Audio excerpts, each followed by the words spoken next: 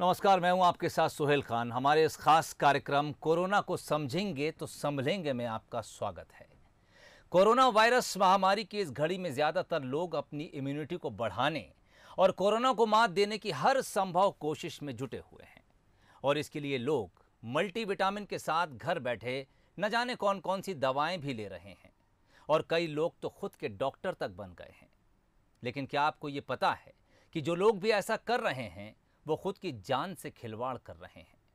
बिना किसी डॉक्टर की सलाह के दवा लेना आपके शरीर को भारी नुकसान पहुंचा सकता है और यहां तक कि आपकी जान पर भारी भी पड़ सकता है।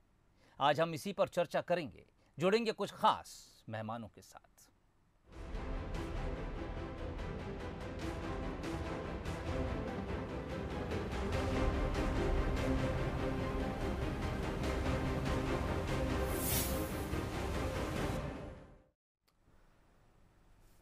कोरोना का संक्रमण जिस तेजी के साथ बढ़ रहा है, उसी तेजी के साथ सोशल मीडिया पर इससे निपटने के लिए कोई नुस्खा, किसी कथित डॉक्टर के मशवरे का वीडियो या फिर किसी डॉक्टर की लिखी गई दवा का पर्चा भी वायरल हो रहा है। लोग सोशल मीडिया पर घूमते उस पर्चे को लेकर दुकानों पर दवा खरीदने भी पहुंच रहे हैं और इसे हमारे सिस्टम का ही हिस्सा मानिए कि उन पर्चों पर दवाएं मिल भी बड़ी आसानी से जा रही हैं। लेकिन आखिरकार ये सब है जानलेवा। कैसे, देखिए इस रिपोर्ट के जरिए। इन दिनों सोशल मीडिया पर कोरोना को मात देने के नाम पर तमाम दवाइयों के पर्चे वायरल हो रहे हैं। तरह तरह की सलाह सोशल मीडिया पर दी जा रही है। लोग खुद ही डॉक्टर बन अपने साथ परिवार वालों का इलाज करने में लगे हैं और यही दवा के पर्चे अपने दोस्तों और रिश्तेदारों को भी शेयर करने से नहीं चूक रहे।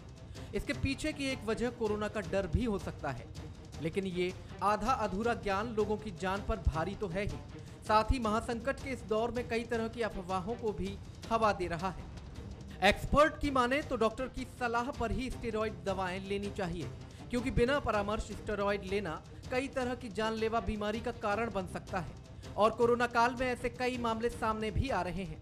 इसलिए आइसोलेशन में रह रहे मरीज और कोविड के लक्षण होने पर जो लोग खुद ही इलाज कर रहे हैं, उन्हें ऐसा करने से बचना चाहिए। जाहिर है कि कोरोना वायरस ने सभी को एक अच्छी आदत जरूर सिखाई है कि लोग पहले से ज्यादा अपने स्वास्थ्य को लेकर जागरूक हो गए हैं। लोग कैल्शियम, विटामिन ले रहे हैं, अपने खाने पीने का ध्यान भी रख रहे हैं और बेसिक मेडिकेशन कर रहे हैं। लेकिन लोगों को ये ध्यान रखना होगा कि कोई भी स्पेशल मेडिकेशन बिना डॉक्टर की सलाह के घर पर बिल्कुल न लें।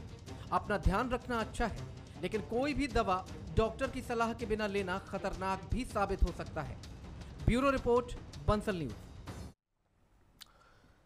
कोरोना काल है, लोग सजग हैं, सतर्क हैं, यहां तक तो ठीक है। लेकिन जब ये समझदारी इससे आगे बढ़ रही है तो कैसे लोग अपनी जान से खिलवाड़ कर रहे हैं, इसी पर आज हम चर्चा करेंगे और आपके साथ उन मेहमानों का तारुफ करा दूं जो इस वक्त मेरे साथ जुड़ गए हैं। डॉक्टर सत्यकांत त्रिवेदी मनोचिकित्सक हैं, मेरे साथ जुड़े हैं। डॉक्टर सत्यकांत, बहुत स्वागत है आपका। इसके अलावा न्यूज़ हेड शरद द्विवेदी मेरे साथ जुड़ गए हैं। शरद जी, आपका भी बहुत बहुत स्वागत है। एक मुहावरा है कि अधजल गगरी छलकत जाए। आजकल हालात कुछ शरद जी ऐसे ही नज़र आ रहे हैं। सोहेल, हर तस्वीर के या हर सिक्के के या हर चीज़ के दो पहलू होते हैं। मैं ये नहीं कह रहा हूँ कि खुद की डॉक्टरी कर देना बहुत अच्छी बात है, लेकिन ऐसे लोगों की संख्या भी है जो किसी चिकित्सक के संपर्क में हैं, क्योंकि ये समय ऐसा है, आप अपने घर पे हैं और अगर आप कोरोना पॉजिटिव हो गए हैं तो आपके पास एक ही विकल्प बचता है, या टेलीफोन पर आप बात कर लें और या तो फिर आप वीडियो कॉन्फ्रेंसिंग के ज़रिए, अगर आपको लगता है कि किसी और एक्सपर्ट चिकित्सक की आपको ज़रूरत है, हैदराबाद बात करनी है आपको जी, क्योंकि मैंने कुछ परिवारों में देखा कि उन्होंने मुंबई, हैदराबाद, चेन्नई भी बात की, तो वहाँ आप बात करके चिकित्सक से एक परामर्श भी लेते हैं।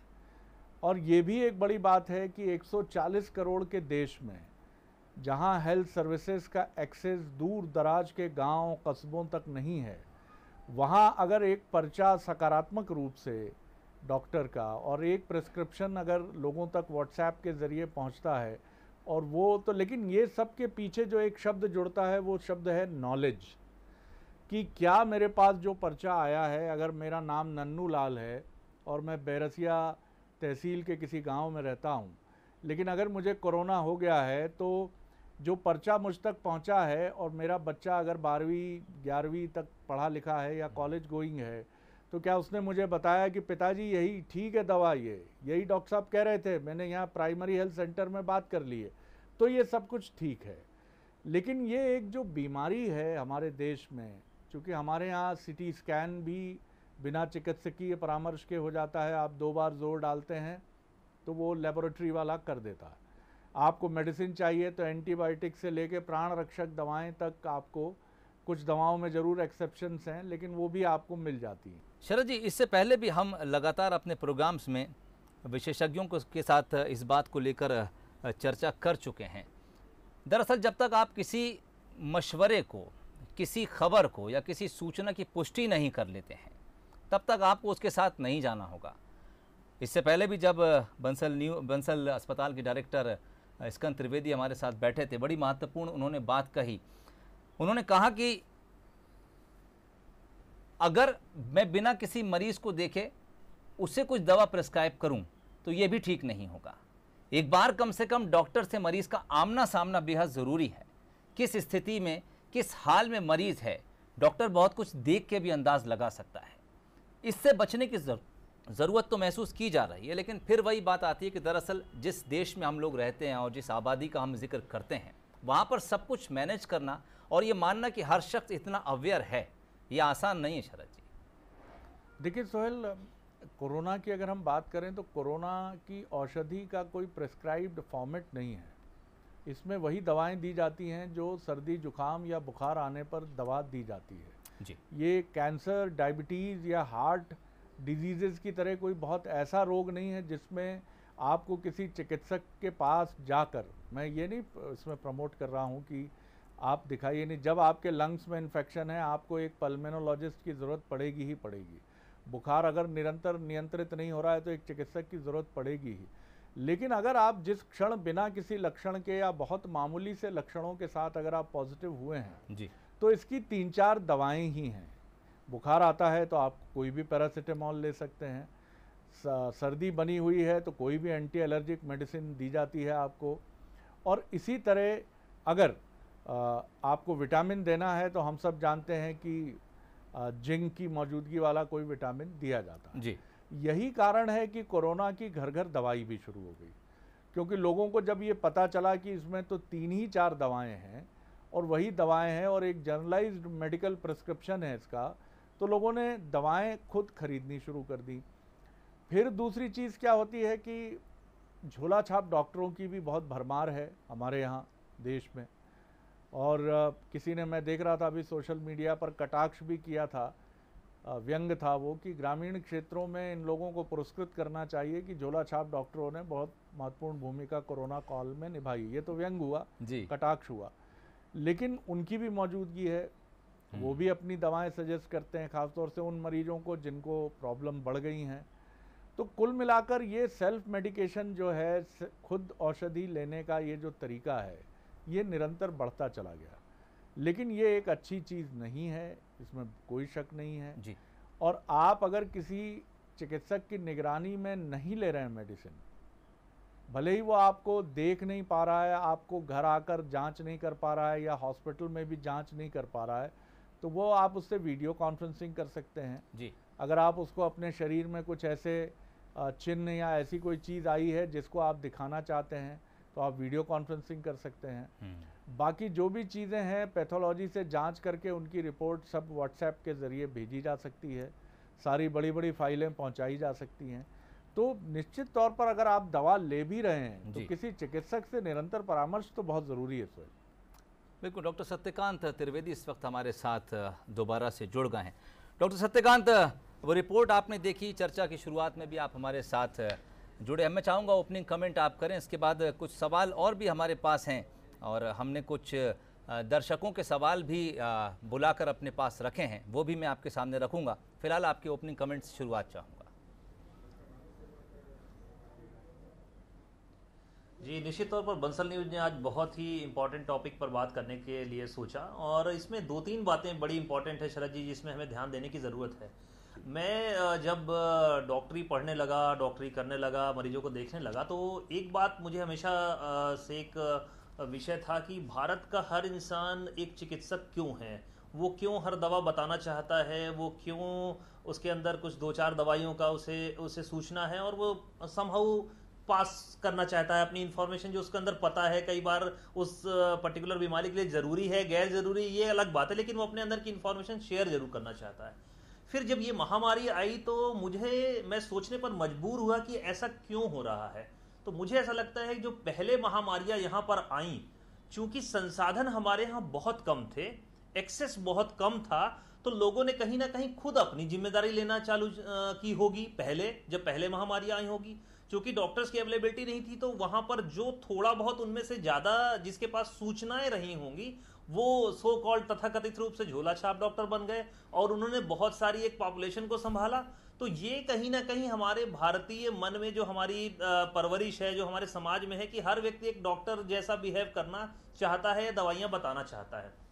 दूसरी बात ये हो गई कि इस समय कोई भी एक व्यक्ति सही हुआ, वो इतना खुश हुआ, उसने बताया ये दवाइयां हमने ली और वही दवाइयां मिलने लगी। और चूंकि आपने शुरुआत में ही बताया कि हमारे यहाँ का जो प्रशासन है वो कहीं ना कहीं इस मामले में विफल है कि बिना प्रिस्क्राइब डॉक्टर के रजिस्ट्रेशन पर्चे के बिना भी दवाइयां मिल जाती हैं अपने व्यक्तिगत लाभ के लिए। मेडिकल स्टोर से कोई भी जाकर के खरीद सकता है। जो मॉडर्न मेडिसिन की प्रैक्टिस है, उसका जो मूल सिद्धांत है वो find the cause and treat the cause है। वो लक्षण को ठीक करता है, ना कि वो कारण को ठीक करता है, ना कि लक्षणों को। समस्या ये होती है कि हर व्यक्ति को उसके कारण के हिसाब से, उसके वजन के हिसाब से, उसको जो दूसरी बीमारियां हैं उसके हिसाब से दवाइयों का डोज प्रिस्क्राइब किया जाता है। और अगर हम कोरोना के संदर्भ में बात करें तो कब कौन सी मेडिकेशन कहां देनी है, कहां नहीं देनी है, ये बहुत इंपॉर्टेंट है और ये उस पर्टिकुलर विषय में विशेषज्ञता से हासिल होता है। तो ये हर पर्चा जो लोग कॉपी कर रहे हैं उसकी वजह से शरद जी बहुत सारी प्रॉब्लम आ रहे हैं। जैसा कि आपको पता है, हमारा सेंटर एक क्वार्टरनरी सेंटर है। पूरे प्रदेश से इस समय कहीं ना कहीं स्टेरॉयड इंड्यूस्ड साइकोसिस के मेरे पास में लक्षण आ रहे हैं। लोग एजिटेट हो रहे हैं, स्लीप डिस्टर्बेंस हो रहा है, कई लोगों को जानलेवा फंगल इन्फेक्शन हो रहा है, वो खुद से दवाइयां लेकर के खा रहे हैं या अपने मन से ही उन्होंने आसपास के तथाकथित झोला छाप डॉक्टर से कई सारे स्टेरॉयड्स लिए जिससे उनकी इम्यूनिटी कम हुई और जानलेवा फंगल इन्फेक्शन हो रहे हैं, उनकी आंखें बाहर आ रही हैं। और शरद जी आप ये मान के चलिए, आप मेरी बात ये याद रखिएगा कि अगला 5 से 10 साल भारत डायबिटीज, हाइपरटेंशन और फंगल इन्फेक्शन का पैंडेमिक देख सकता है अगर इस ओर ध्यान नहीं दिया गया। समस्या अगेन आती है, चूंकि जनसंख्या बहुत ज़्यादा है, सबके साथ एक्सेसिबिलिटी में बहुत ज़्यादा प्रॉब्लम्स आ रही हैं और चूंकि ये कॉन्टैक्ट से फैलता है तो लोगों के मन में फियर भी है। अगर हम ऑनलाइन की भी बात करें तो शायद इतनी सारी पॉपुलेशन को कैटर करना मुश्किल पड़ रहा है, तो एक फैमिली में एक सही होता है और वही पर्चा पूरी फैमिली में चलता है। तो यहाँ पर भारी जागरूकता अभियान की ज़रूरत है और जिस तरीके से गवर्नमेंट इंडिया जो ऑनलाइन नंबर्स जारी कर रही है, फैसिलिटीज जारी कर रही है, उन पर बहुत ज़्यादा फोकस करना चाहिए, क्योंकि इसके उल्टा नुकसान हो सकते हैं। कोरोना से कम हो सकता है जो आपने दवाइयाँ उठपटांग खाई उसकी वजह से हो रही हैं। प्लस बहुत सारे लोग जो काढ़ा पी रहे हैं, बहुत सारे उसमें हैवी मेटल्स भी हो सकते हैं। बंसल न्यूज़ पे ही मैंने देखा था कि बिलासपुर में कोई तथाकथित कफ सिरप थी, उसको पीने से बहुत सारे लोगों को नुकसान पहुंचा। तो ऐसा बिल्कुल नहीं करें। 97% लोग अपने आप इसमें बहुत हल्की फुल्की दवाओं से ठीक हो रहे हैं। अगर आप उसको फॉलो नहीं करेंगे तो हो सकता है गलत दवा, गलत प्रिस्क्रिप्शन, ओवरडोज की वजह से वो 97% लोग भी काफ़ी ज़्यादा प्रभावित हों। अधिकृत डॉक्टर से मिले। और शरद जी एक बड़ी इंपॉर्टेंट बात है जो यहाँ पर एक बहुत मुझे लगता है कि जो बंसल न्यूज़ के माध्यम से मुझे कानून निर्माता और जो जिम्मेदार लोग सुन रहे हो, मुझे आप देखिए कि जिस तरीके से हमारी जो प्राइमरी केयर है उसके पुअर होने की वजह से भी हेल्थ केयर पे बर्डन बढ़ रहा है। मुझे ये ट्रस्ट ही नहीं है कि मेरा प्राथमिक स्वास्थ्य केंद्र का डॉक्टर मुझे ठीक कर सकता है, इसलिए मैं सुपर स्पेशलिस्ट को दिखाना चाहता हूं, मैं स्पेशलिस्ट को दिखाना चाहता हूं। जबकि इस बीमारी को काफ़ी हद तक, जैसा कि डॉक्टर रणदीप गुलेरिया भी बता रहे हैं, सरकार अपने गजट जारी कर रहा है कि 97% लोगों को बहुत हल्की फुल्की दवाओं की ज़रूरत है। तो अगर हमारी प्राथमिक चिकित्सा विशेषज्ञ का ट्रस्ट हम दिला पाएंगे लोगों को, तो जो बर्डन बढ़ रहा है सुपर स्पेशलिटीज हॉस्पिटल में वो कहीं ना कहीं शिफ्ट होगा। और ये की संदेश मेरी तरफ से मुझे ऐसा लगता है कि सबको समझना चाहिए और आगे के लिए हमें इस हिसाब से तैयारी करनी चाहिए। शरद जी बिल्कुल डॉक्टर साहब, आपने बहुत महत्वपूर्ण बात कही है और बड़ी आई ओपनर बात है कि जिस तरह सेल्फ मेडिकेशन या पुअरली एडवाइज्ड मेडिकेशन चल रहा है देश में, उसकी वजह से हम फंगल इन्फेक्शन, डायबिटीज़ और हाइपरटेंशन की कैपिटल दुनिया में हो सकते हैं। यानी कितना स्टेरॉइड्स और तमाम दवाओं का दुष्प्रभाव है। क्योंकि मुझे बड़ा आश्चर्य हुआ डॉक्टर साहब ये जान के कि हॉस्पिटल में भर्ती कोविड के पेशेंट स्टेरॉइड्स के लिए आग्रह कर रहे हैं चिकित्सकों से, और बार बार वो कहते हैं कि वो पर्टिकुलर दवा जो है, हमने सुना है कि उससे बड़ा फ़ायदा होता है, और इसीलिए हमने सुना कि उन दवाओं की बड़ी मांग भी रही, और ये तथाकथित जो दवाएं हैं ये बहुत हाई डिमांड्स में अभी भी बनी हुई हैं। एक और जो सवाल मेरे मन में आता है डॉक्टर साहब, कि बहुत सारी चीज़ें तो व्यवस्था से जुड़ी हैं, लेकिन गांव के प्रति चिकित्सकों का जाना एक चुनौती हमेशा से रहा है भारत में, और चिकित्सकों का सम्मान, जैसे कभी शिक्षकों का सम्मान होता था, राजनेताओं का भी सम्मान होता था, हम पत्रकारों का भी सम्मान होता था, और आप चिकित्सकों का भी सम्मान होता था। माफ़ कीजिए, मैं इन सब के साथ था शब्द बोल रहा हूँ। ऐसा नहीं है कि सम्मान में बिल्कुल रसातल में पहुँच गया है, लेकिन काफ़ी कमी आई है। एक चिकित्सक अगर रूरल एरिया में एक अच्छा चिकित्सक होता है तो वो बहुत बड़ी व्यवस्था है वो, लेकिन ना गांव में ऐसी व्यवस्थाएं हैं कि चिकित्सक रुक सके, ये व्यवस्था से जुड़ा सवाल है। लेकिन अभी आप एक युवा चिकित्सक हैं, काफ़ी पढ़ते हैं, आपको क्या लगता है, क्योंकि मध्य प्रदेश में गांव तक कोरोना पहुंच गया है, और अभी हम मुख्यमंत्री जी को सुन रहे थे, वो बहुत चिंता से ये बात कह रहे थे कि हमें रोकना है, गांव में ये विस्फोट हुआ तो बड़ी मुसीबत होगी। तो क्या आपको एक फौरी तौर पर, तात्कालिक तौर पर आपको क्या समाधान लगता है जिसको हम इम्प्लीमेंट करके आगे बढ़ें?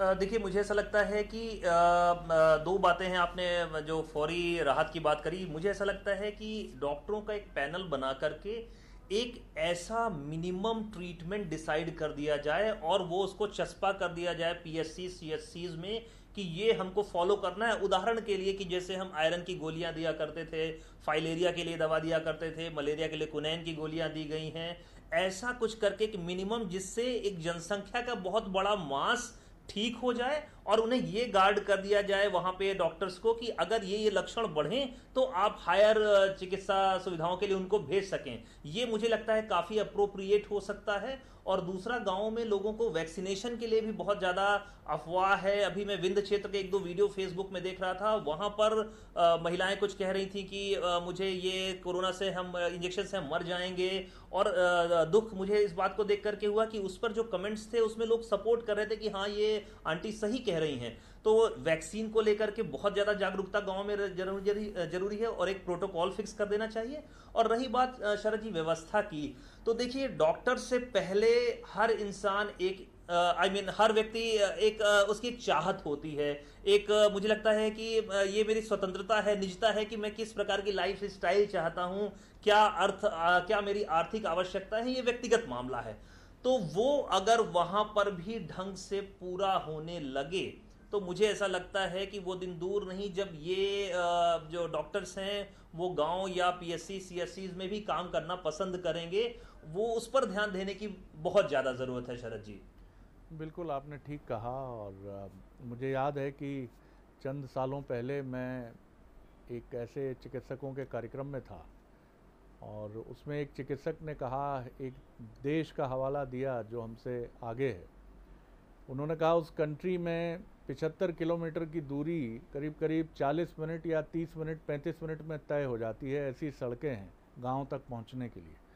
उन्होंने कहा आप भी ऐसी सड़कें बना दीजिए कि हम 100 किलोमीटर 150 किलोमीटर अगर 50 मिनट में और 45 मिनट में चले जाएं, हम भी जा सकते हैं। एक महिला चिकित्सक ने कहा कि मुझे टॉयलेट ना होने की वजह से पीएससी में गांव के सरपंच के घर जाना पड़ता है, और इस वजह से मैं एक पराये घर में जाती हूँ इस सुविधा का उपयोग करने के लिए। मैं कितना जोखिम में अपने को महसूस करती हूँ, मेरी पीड़ा कोई समझ सकता है। बहरहाल ये आज का विषय नहीं है, लेकिन मैं इसको छू कर इसलिए निकल रहा हूँ कि ये विषय हैं बड़े गंभीर। सर, ये सेल्फ मेडिकेशन अभाव और गरीबी इसका कारण है। चिकित्सकों के पास जाने की एक जो झिझक है कि बड़ा खर्चा बता दिया जाएगा, कहीं और बड़ी मेडिसिन ना बता दी जाएं। हम तो सर दर्द के लिए यही लेते रहे हैं, बुखार के लिए यही लेते रहे हैं, हमारा गांव और कस्बे का जो एक बड़ा समाज है और शहरों में जो मजदूर, श्रमिक और निम्न मध्यम वर्ग है, वो अब इसी तरह से उपचार करके आगे बढ़ता रहा है। इस मानसिकता को हमको बहुत प्राइमरी लेवल पर स्कूल से ब्रेक करना होगा। हमारे स्कूल में हम सब पढ़ते हैं, रटा रटाया सब पढ़ जाते हैं, मेकाले साहब आज भी हमारी पीठ पर लदे हैं, लेकिन हम ये नहीं पढ़ते कि दवाएं लेने से क्या क्या नुकसान हो जाते हैं। अगर ये चीज़ें हमारी प्राइमरी लेवल पर हमारे स्कूल का भी हिस्सा हो। एक अलग सवाल है फिलॉसफी से जुड़ा हुआ, आप चाहें तो एक कमेंट इस पर आपका। जी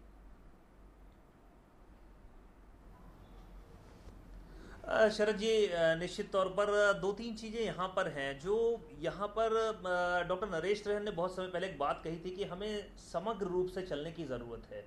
हम क्या हो रहा है कि जो दूसरी पैथीज हैं वो यूजुअली हमें क्रिटिसाइज करना, हमें उन्हें क्रिटिसाइज करना, साथ में लेकर के चलने की जो बात है उसका भी कहीं ना कहीं अभाव है। और साइंस से रिलेटेड एक डर सा डल गया है कि अंग्रेजी दवाइयाँ बहुत ख़राब होती हैं, वो जड़ से ठीक नहीं करती हैं, उनके बड़े साइड इफ़ेक्ट होते हैं, और डॉक्टर के पास में जाएंगे तो वो लुटेरे हैं, चोर हैं, अननेसेसरी का बिल बनाते हैं। तो बहुत सारे जो नैरेटिव सेट हो गए हैं उसकी वजह से एक आम आदमी केयर से काफ़ी दूर है। जबकि अगर वो किसी भी क्वालिफाइड डॉक्टर के पास में जाए, वो अपने पीएचसी में जाए, सीएचसी में जाए, गवर्नमेंट मेडिकल कॉलेजेस में जाए या क्लिनिक में जाए, उसको हर जगह इलाज सेम मिलता है। सिर्फ उसका परसेप्शन ऐसा होता है कि वहां पर इलाज खराब होगा, यहाँ पर ऐसा महंगा होगा, ऐसा बना दिया जाएगा। आप सरकारी जगहों पर जाइए, ऐसा वहां पर निःशुल्क सरकार ने सुविधाएं दे रखी, उनका लाभ उठाइए। और मुझे लगता है कि भारत में लगभग 60 से 70% लोग सरकारी इलाज की सुविधाओं का ही लाभ उठाते हैं। तो हमारे दिमाग में एक माइंड सेट हो गया है कि वहां पे अच्छा नहीं होगा। निश्चित तौर पर हमें इस बात को तो समझना होगा कि जहां पर जनसंख्या ज़्यादा है तो वहां पर आपको हर जगह उतनी साफ सफाई, उतनी लग्जरी व्यवस्थाएं नहीं मिल सकती हैं, लेकिन फिर भी जो बेसिक आप सुविधा लेना चाहते हैं वहां से, वो है इलाज की, वो इलाज की सुविधा आपको मिलेगी।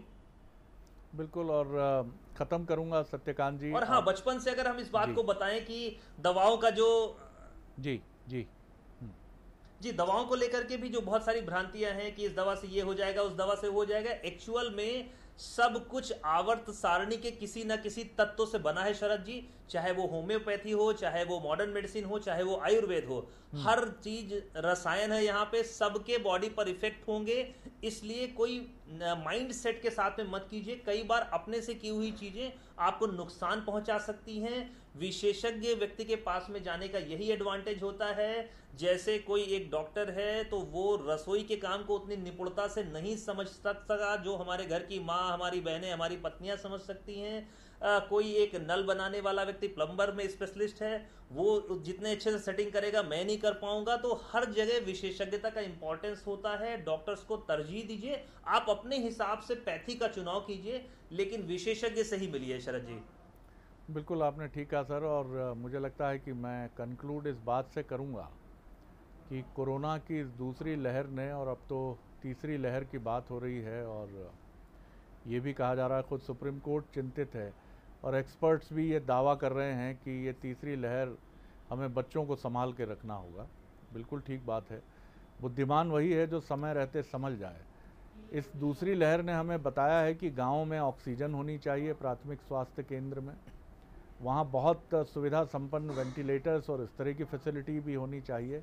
और इसी तरह हमारे कस्बों में जो शहर तक पहुँचने वाले लोग हैं, कि अगर भोपाल के आसपास हम कस्बों की बात करें, छोटे ज़िलों की बात करें, रायसेन की बात करें, होशंगाबाद की बात करें, अगर यहाँ स्पेशलाइज्ड मल्टी स्पेशलिटी हॉस्पिटल होते, और मैं तो ये भी कहता हूँ, डॉक्टर सत्यकांत त्रिवेदी सहमत होंगे, कि अगर जो युवा उद्यमी हैं वो एक उद्यम समझकर ही बड़े हॉस्पिटल्स में निवेश करते हैं, अपनी मिट्टी से जुड़े हैं, वो आप अपने शहर में बड़े उद्योग खोलते हैं, एक अच्छा अस्पताल खोलिए, इतना ज़रूर ध्यान रखिए कि ये मानव सेवा का पक्ष है, तो आपकी लागत निकल जाए और 4 पैसे आपके पास भी हों।